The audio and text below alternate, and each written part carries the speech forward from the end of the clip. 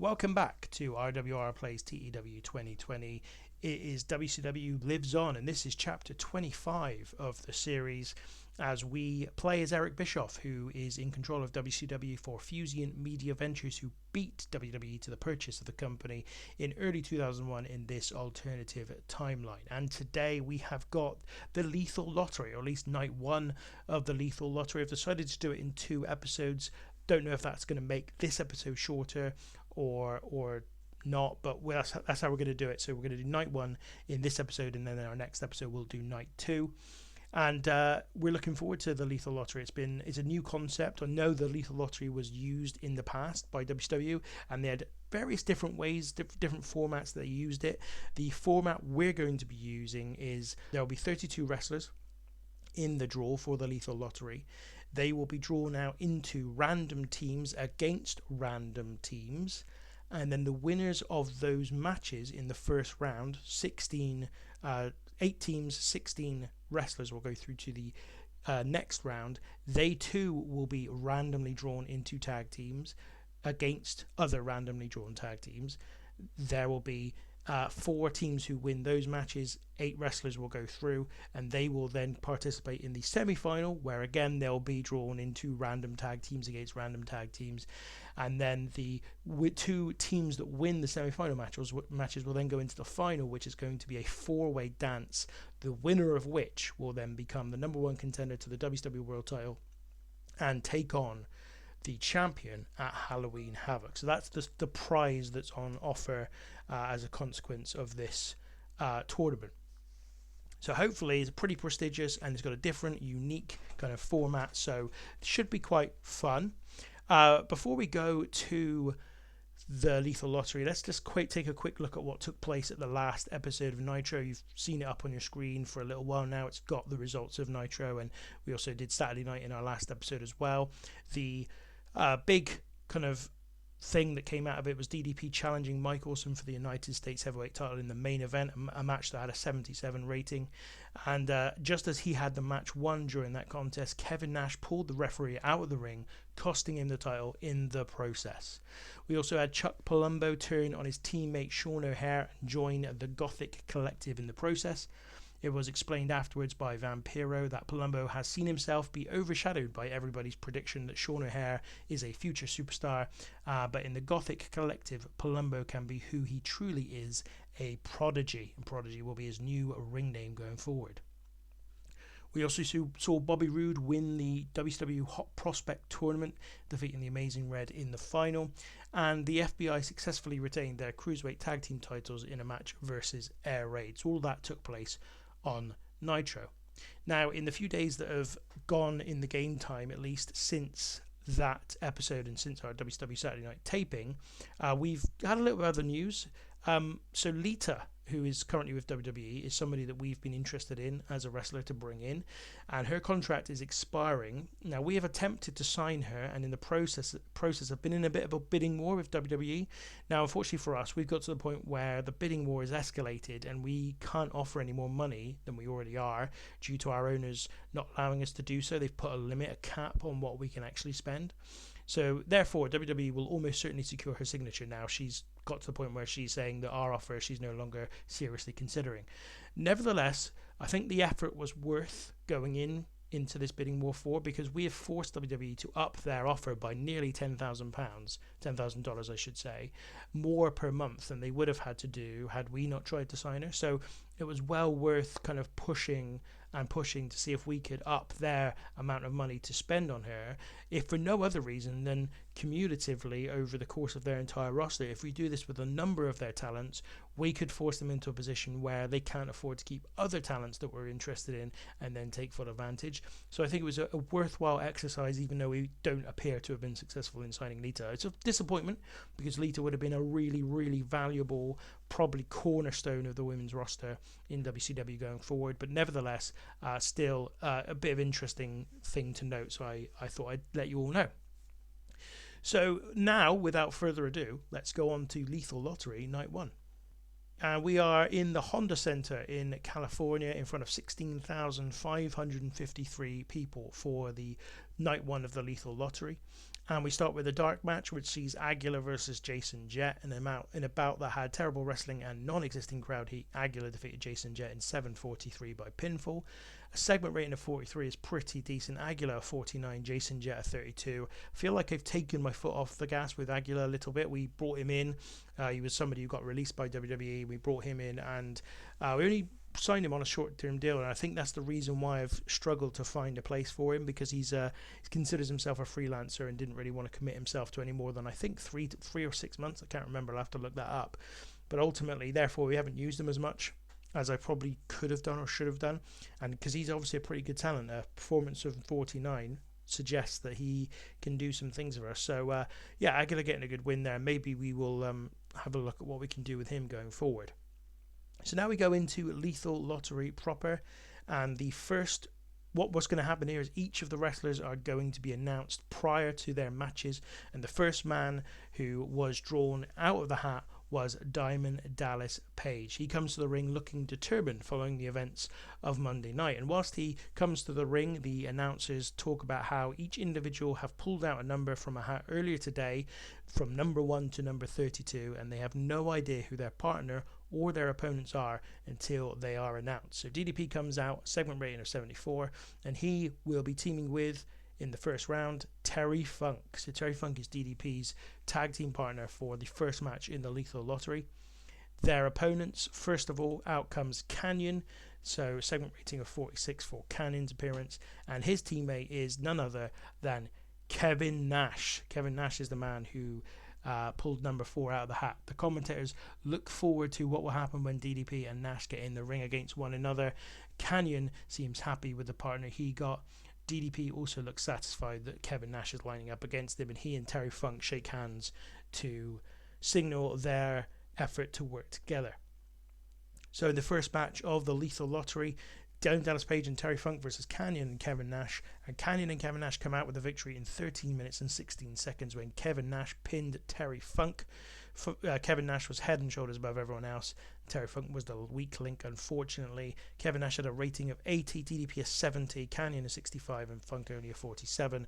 But a really good start to the show with a segment rating of 75. A great way to start the Lethal Lottery. During the match, Nash tried to avoid being in the ring with DDP until Canyon was able to get DDP down, and then Nash was only too happy to tag in.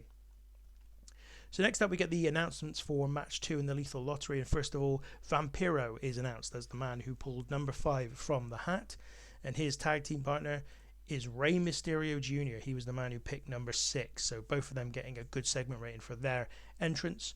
Number 7 for the Lethal Lottery was Norman Smiley, so not particularly over, and therefore only getting a segment rating of 21. And Sean O'Haire is announced as number 8. So this will see Vampiro and Rey Mysterio Jr. versus Norman Smiley and Sean O'Haire. And the match went for 10 minutes and 32 seconds and was won when Rey Mysterio Jr. pinned Norman Smiley to get the victory for his team. So Vampiro and Rey Mysterio Jr. advanced to the next round. As you can see there, Rey Mysterio Jr. in-ring performance of 82, so he's doing really well at the moment. Vampiro 66. Sean O'Haire and Norman Smiley also not bad though, in the early 50s, and a segment rating of 69. So another pretty good match to get the first round off to a really good start with those two matches. So for match 3 then, the first man announced for the match is Booker T, former world champion, segment rating of 72, as he came out as the man who drew number 9. And his tag team partner will be Lance Storm, a segment rating of 62, as the fans anticipate Lance Storm's teaming with Booker T. And there's not very much interaction between Booker T and Lance Storm here. Coming in at number 11 is Conan, segment rating of 70, so that's a really good reception for Conan. And he teams with number 12, Billy Kidman, so a segment rating of 50 for Billy Kidman's entrance. Conan and Billy Kidman are pleased with the draw, as you might imagine, and the commentator suggests that they have been incredibly lucky as two members of the Filthy Animals to be drawn together. So it is Booker T and Lance Storm versus Conan and Billy Kidman, the third match in the Lethal Lottery. And this one is one when Lance Storm submits a Billy Kidman in 15 minutes and 32 seconds. A segment rating of 63. Both Lance Storm and Booker T performed really well, a 77 and a 74. Billy Kidman and Conan were both 64. I was hoping for a slightly better match than this.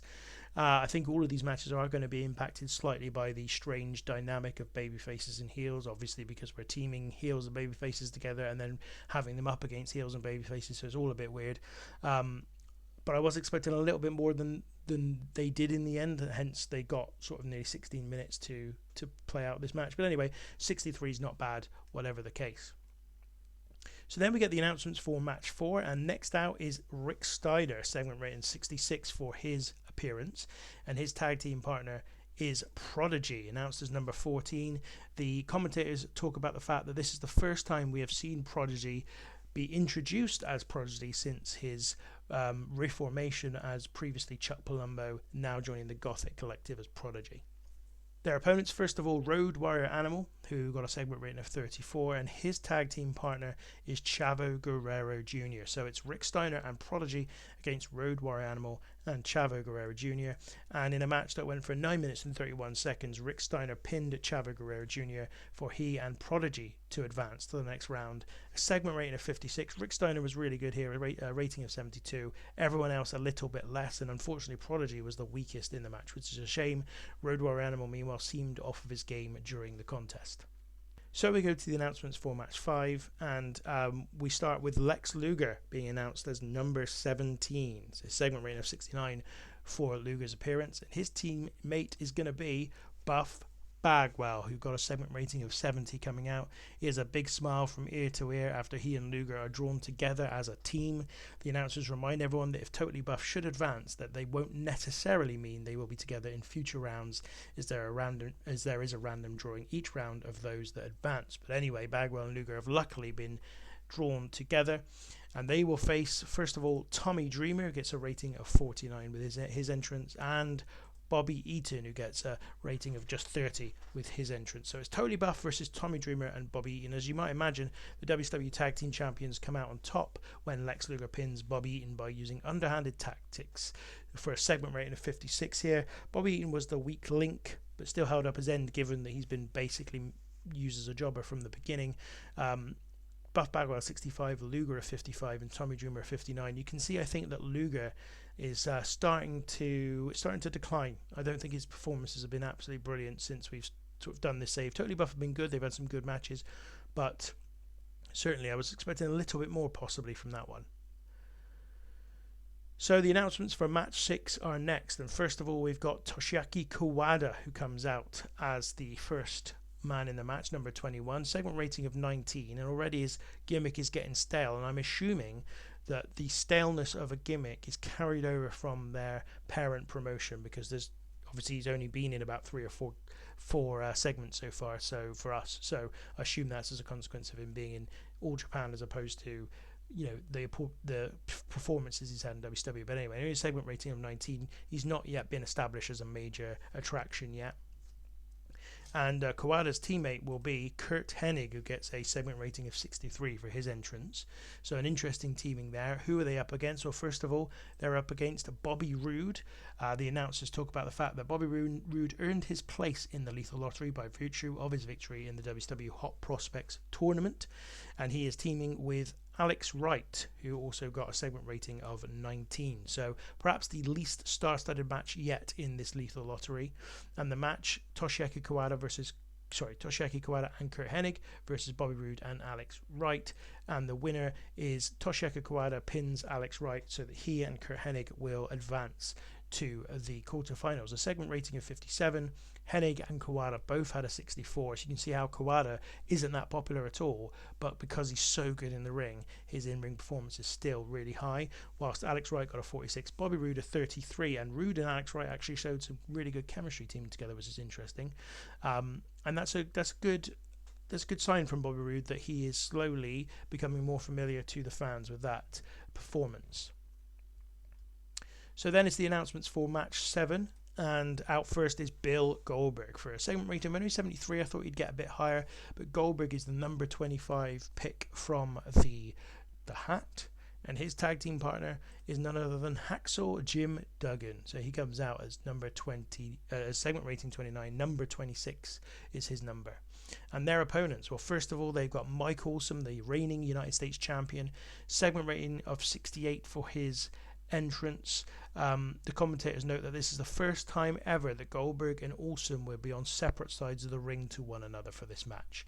And Awesome's tag team partner is Jester of the Gothic Collective, a segment rating of 48 for his entrance. He's number 28 in the tournament. So it's Bill Goldberg and Jim Duggan versus Mike Awesome and Jester. And the segment rating is a 70, so a really decent match here. Goldberg and Duggan win the match when Goldberg pins Jester. Goldberg head and shoulders above everybody else. Jim Duggan the weak link during the match. Only a 44 from him. Goldberg 92 is excellent, and Mike Awesome has an in-ring performance of 76. So they combine for a pretty decent match here, segment rating of 70. So we have one more match in the first round of the Lethal Lottery, and of course this is the main event of night one of this whole tournament. And we start with Ric Flair being announced as the next man in the Lethal Lottery. The announcers acknowledge that there are only 3 men left to come out of the hat. They are Scott Steiner, Sting and Shane Douglas, but nobody of course knows what order they will come out in.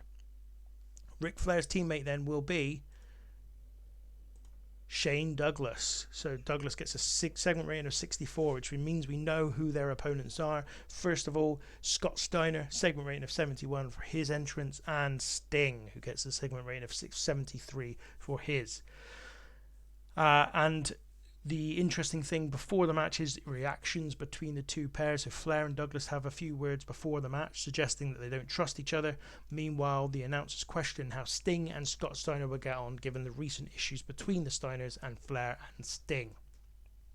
So it's Ric Flair and Shane Douglas versus Scott Steiner and Sting in the main event. And in the main event, the victors are Scott Steiner and Sting when Steiner pins Ric Flair during the match. We also had Shane Douglas turn on Flair as well.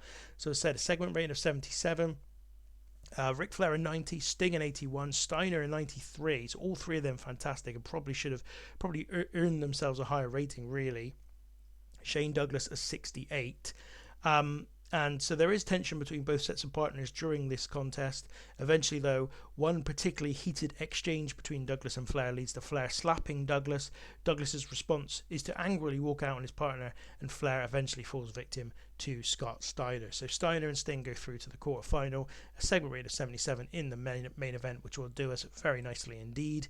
That means that the show increased our popularity pretty much everywhere that the show was shown. Overall rating of 75, pretty decent stuff, a 77 for the main event. So we've got Scott Steiner and Sting, Bill Goldberg and Jim Duggan, Toshiaki Kawada and Kurt Hennig, Totally Buff, Rick Steiner and Prodigy, Booker T and Lance Storm, Vampiro, Rey Mysterio Jr., Canyon and Kevin Nash all in the quarter final. So I'm going to make a quick speech here. I think, to be honest, the 3 men that deserve it most are the 3 men who performed really well in that main event, although Bill Goldberg did really well as well, so I'm going to give him a praise as well. There we go. Not bad at all. So that is night one of the Lethal Lottery covered. 16 men have gone through to the next round. Now, the way night 2 is going to work, we're going to have the quarterfinals, semifinals, and final all in one night. Got to make a decision about whether or not we're going to put other matches in between the rounds of the tournament. I feel like we're going to need to break it up a little bit because we've got people who are going to be performing multiple times, obviously, over the course of the night. So that's something we're going to have to manage, especially when you consider who's involved in that, still in the tournament. You know, you've got the likes of Flair and Steiner and Sting, who are not the youngest guys, so won't have as much stamina as everybody else. But anyway, we'll kind of deal with that as we get to it. That will be in our next episode. Chapter 26 will be night 2 of the Lethal Lottery. But that's everything we got to do today, really, as we kind of set up for the second night of the Lethal Lottery. If you have enjoyed today's episode, please give this video a like. And as I said at the beginning of the episode, click the subscribe button if you want to continue to follow along with the series. That's all we've got time for today. Thanks for watching. See you next time.